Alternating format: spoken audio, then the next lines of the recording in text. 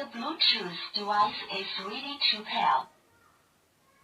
The Bluetooth device is connected successfully.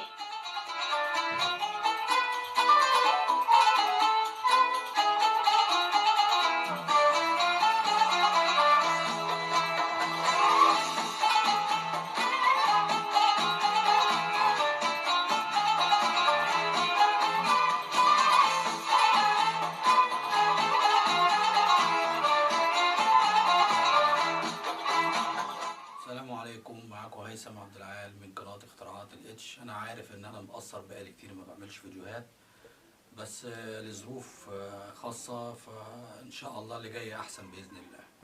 النهاردة معايا حاجة جديدة، لمبة ليد عادية خالص.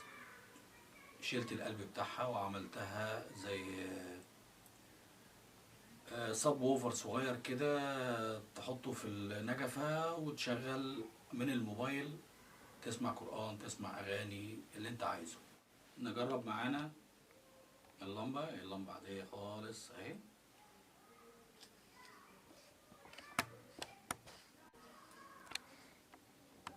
وبتنور برضو، بس نور ضعيف شوية. اعمل الليد انا جوه، وفي عندي زرار الريلي كده بدوس عليه دوسة صغيرة راح منورة. The Bluetooth device is ready to pair. دي سماعة.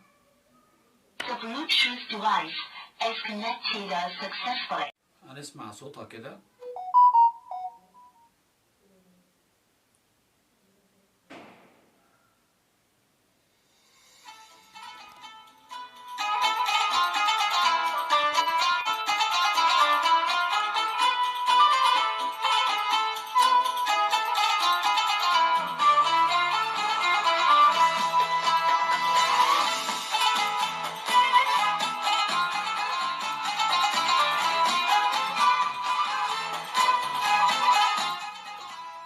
بعد ما سمعنا صوتها كده، عايزين نفصلها، نروح دايسين على الزرار الصغير ده كده اهو.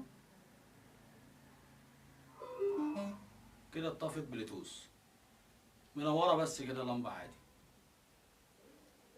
وافكها عادي، احطها في اي مكان انت تحبه.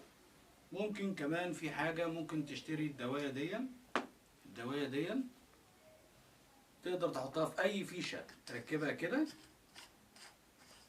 وتحطها في اي فيشه تشتغل معاك في اي مكان.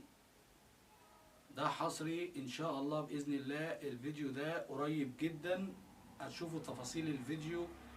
ان انت تقدر تعملها في البيت بدون اي تكلفة ومكونات بسيطة جدا. وان شاء الله استنوني، ويا ريت ما تنسوناش في الاشتراك في القناة وتفعيل الجرس عشان تشوفوا الفيديو الجديد اللي هيعجبكم جامد قوي قوي قوي. وشكرا.